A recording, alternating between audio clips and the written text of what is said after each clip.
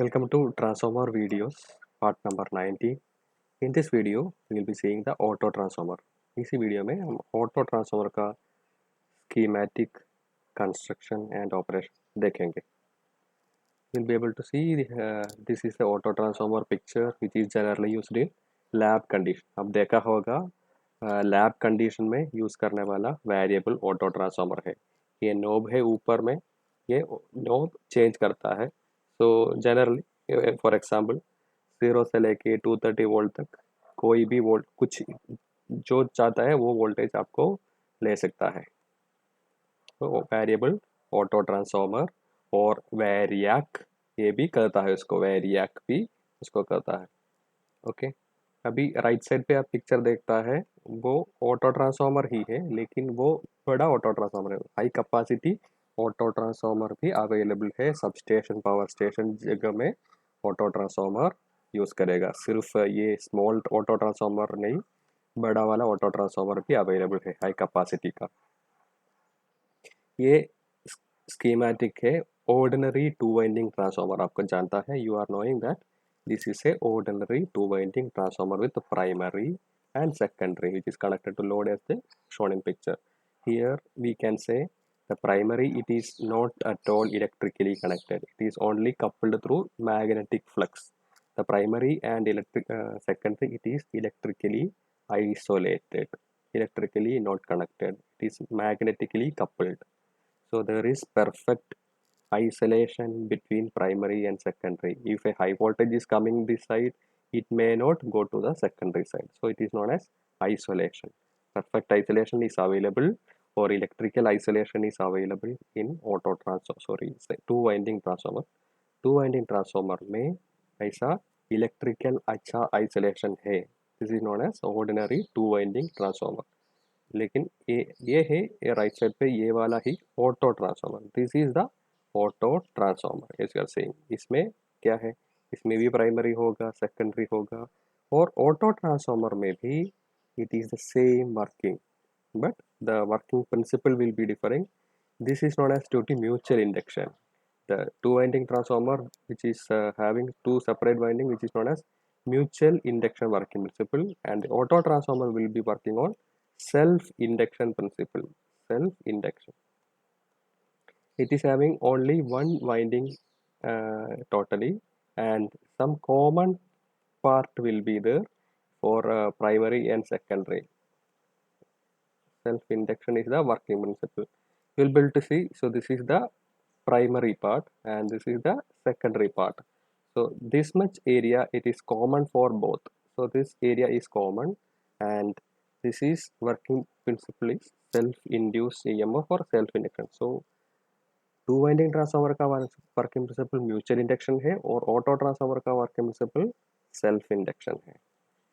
Now you will be able to see primary supply is given and the tappings are there in this condition. Depending on the tappings आपको secondary side में voltage change कर सकता है. सोचो ये इधर connect किया, कम turns में तो वोल्टेज कम रहेगा, और जैसे ऊपर चलने के अवसर में उसका वोल्टेज इंक्रीज करता है, और मैक्सिमम नंबर ऑफ टर्न्स में ले तो उसका वोल्टेज बढ़ेगा. ठीक है, तो वोल्टेज इंक्रीज करता है. तो देखेंगे इसका एडवांटेज क्या है. ये ऑटो ट्रांसफार्मर में क्या क्या है, only one winding. There is both, there is no separate primary and secondary, it is a single winding, and a common winding part is available. It is for both primary and secondary के लिए एक common part आता है. And the important thing is in the auto transformer primary and secondary are not electrically isolated. In the ordinary or conventional transformer, it is isolated, and the auto transformer primary and secondary are not electrically isolated, which is a disadvantage. What is the problem? In case some voltage surge is coming, it will be transferring to secondary side. So this is a disadvantage for auto transformer. Theory and operation, everything is like our ordinary transformer, normal two winding transformer. So the first item, this red color, is a disadvantage, and the advantage of auto transformer is that because of the common part for primary and secondary winding, it is reducing copper and it is saving copper. Cost it will be less. ये primary और secondary के लिए कुछ common part रहता है, और एक ही winding है उसमें, उसके वजह से उसका प्राइसिंग कम होगा क्योंकि कॉपर उसमें कम यूज़ करता है। The saving in copper is advantage for auto transformer, ये इसका एडवांटेज है, कॉपर का कॉस्ट कम होगा। और वो जनरली बताए तो वोल्टेज रेगुलेशन सुपीरियर रहेगा, आपको एडजस्ट कर सकता है। वोल्टेज लोड साइड में कम हो गया तो आपको इंक्रीज भी कर सकता है, वोल्टेज अच्छा कर सकता है। It is known as improved voltage regulation. ये रहा ऑटो ट्रांसफार्मर का कुछ थियरी पार्ट। अभी हम देखेंगे दो कंडीशन। एक ऑटो ट्रांसफार्मर आप देखता है पिक्चर में, ऑटो ट्रांसफार्मर। तो ये इनपुट साइड है और प्राइमरी साइड जैसा, ये तो प्राइमरी जैसा बताता है। और आउटपुट आप देखता है, ये वाला है आउटपुट। तो आप देखता है तो प्राइमरी और इनपुट साइड में ज़्यादा नंबर ऑफ टर्न्स है और आउटपुट में कम नंबर ऑफ टर्न्स है, ये बनेगा step down auto transformer. Step down auto transformer, if you are telling the current, this will be I1 taken from the primary and it is giving a secondary current I2, and you can see the voltage, ये input voltage ज़्यादा है, output voltage से कम है।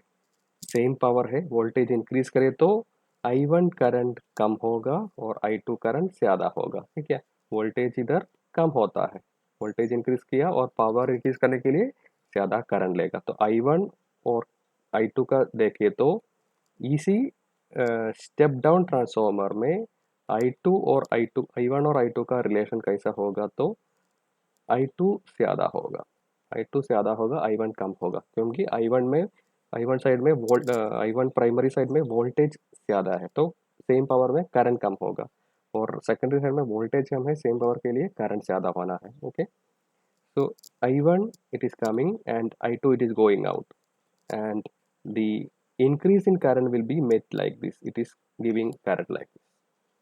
So here the common part current, it is IC, it will be I1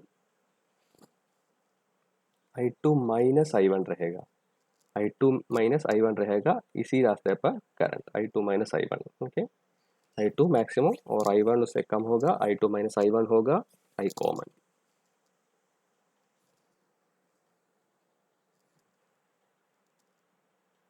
अभी ये step up transformer देखेंगे हम, step up transformer. तो इसमें क्या फ़र्क है, ये फर्स्ट साइड में इतना टर्न से और सेकेंडरी साइड में इतना ज़्यादा टर्न से तो वोल्टेज बढ़ेगा, उसके लिए हम बताता है it is a step up transformer. Step up transformer में इसी साइड में वोल्टेज कम है और इसी समय वोल्टेज ज़्यादा है। जब वोल्टेज ज़्यादा है तो करंट कम होगा, है क्या, वोल्टेज कम है, वोल्टेज ज़्यादा है तो करंट कम होगा, क्योंकि पावर सेम होता है। दोनों साइड में पावर सेम रहे तो करंट हाई, ज़्यादा वोल्टेज इधर है वो करंट कम होगा। तो कंपेयर करें तो I1 और I2 आप कंपेयर करें तो कैसे बता सकता है उसका relation, I1 I2 will be less, I1 will be higher, क्योंकि वोल्टेज इसी साइड पे ज़्यादा है, वोल्टेज कम है तो करंट इंक्रीज करना पड़ेगा। तो I1 it is coming and it is going to this side to the load, and some part will be going this side.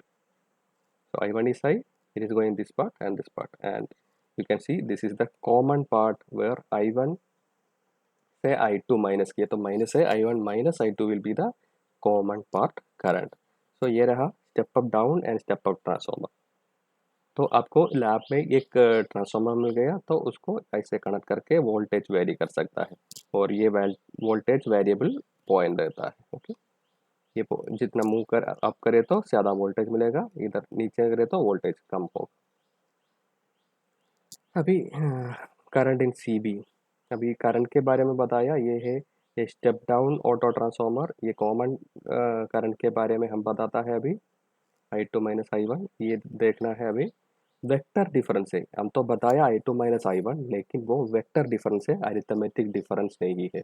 तो it is the vector difference, that is important thing, तो please understand that I2 minus I1 हम बताया, लेकिन वो arithmetic सम नहीं है, वो vector sum रहता है। Practically I2 and I1, I2 वाला ये और I1 वाला ये तो फेस ऑपोजिशन, मतलब वेक्टर हम ड्रॉ करें तो ये ऐसा रहेगा, वेक्टर ऑपोजिशन रहेगा, एंड I2 इधर ग्रेटर है, लो वोल्टेज पे हाई ग्रेटर I1 से, resultant current I2 minus I1 है, हमने बताया। अभी हम बताना है टू वाइंडिंग ट्रांसफार्मर आपके पास है तो वो कैसे ऑटो ट्रांसफार्मर कनेक्शन कर सकता है, थियरी बताने के लिए हम बताएंगे। पहले एडिटिव पोलैरिटी देखेंगे। टू वाइंडिंग ट्रांसफार्मर हम ऑटो ट्रांसफार्मर बनाता है एडिटिव पोलैरिटी के साथ साथ। एडिटिव पोलैरिटी ये रहा आपका एक ट्रांसफार्मर, टू वाइंडिंग ट्रांसफार्मर है। स्टार्टिंग पोलैरिटी इधर दोनों में दिया है, स्टार्टिंग और polarity of the winding indicate किया है, generally starting of the winding. ये तो स्टेप डाउन ट्रांसफार्मर है, आप देख सकता है it's ordinary step down transformer and the polarity of the winding is indicated. If we are connecting like this, so input it is directly going to output also, and the input part, the finish end of the winding, it is connected to the start end of the next winding. So finish end of winding in this one and start ending it is like this. Here it is connected. So this is the way it is being connected. So how it will be, you can see this is the common input and output. You will be see will like this, input and output common बन गया। और ये finish and start में input देता है, ये है ये फिनिश है और ये गया है स्टार्ट में। तो ये रहा ये पॉइंट, और finish of the second winding it is going to output. So finish of the second winding it is going to output part. So this is the way it is connected. अभी हम बता सकता है ये दोनों winding polarity add करता है। Add करता है मतलब ये है इसका वोल्टेज और इसका वोल्टेज दोनों ऐड करेगा, तो हम बता सकता है ये एडिटिव पोलैरिटी। इसके लिए बताया ये एडिटिव पोलैरिटी है, और इनपुट आप 2400 दे दिया, अभी आपको मिलेगा output 2640। So this is additive polarity. इसमें करंट आप देखें तो जैसे पहले बताया, तो I1 ज़्यादा करंट है, I2 कम करंट होगा, I1 माइनस I2 रहेगा कॉमन वाइंडिंग पे करंट। तो ये एडिटिव पोलैरिटी ऑटो ट्रांसफार्मर बता सकता है। अभी सब्ट्रैक्टिव पोलैरिटी भी देखेंगे। सिमिलर टू वाइंडिंग और ट्रांसफार्मर है, पोलैरिटी इंडिकेटेड है, स्टेप डाउन ट्रांसफार्मर है। अभी ये कैसे कनेक्ट करता है तो देख सकता है, इनपुट से कॉमन बना के आउटपुट दे दिया है, और इनपुट से दे दिया फिनिश, और दूसरा वाइंडिंग का भी फिनिश। यही डिफरेंस, पहले में हम देख लिया फिनिश टू स्टार्ट था, अभी दोनों फिनिश कॉमन कर दिया है, और उस दूसरा का स्टार्ट से आउटपुट भी दे दिया। देखेंगे हम, आप देख सकता है ये इनपुट और आउटपुट के लिए कॉमन, ये इधर रहा इनपुट और आउटपुट के लिए कॉमन, और इनपुट का और नेक्स्ट दोनों फिनिश में कनेक्ट कर दिया है, और इनपुट में दोनों फिनिश का कनेक्ट कर दिया ये वाला, और ये आउटपुट रहता है, ये आपको देख सकता है एक स्टार्टिंग सेक्शन में आउटपुट दे दिया है। तो इसमें क्या हो गया, इसमें ये दोनों पोलैरिटी ओपोज करता है, ये फिनिश दोनों कनेक्ट कर दिया, ओपोज करेगा। फाइनली क्या होगा, आपको 2400 इनपुट दे दिया तो आपको वोल्टेज कम आउटपुट मिलेगा, क्योंकि वो सब्ट्रैक्ट हो गया, माइनस हो गया 2160। so this is a auto transformer created from a two winding transformer with subtractive polarity connection. And the current you can see, this is the current I1, and the current will be I1 is more compared to I2, and I2 minus I1 will be here you'll be able to see it is a subtractive polarity, and hence the voltage it is 2160, the voltage is lesser here, hence the current, this will be the common current I2 minus I1, and it will be flowing in this way. It is going in this one in this way, and second in this way. It will be I2 minus I1 will be going to this way. So we can say there are two methods of connecting two winding transformer to auto transformer, additive and subtractive.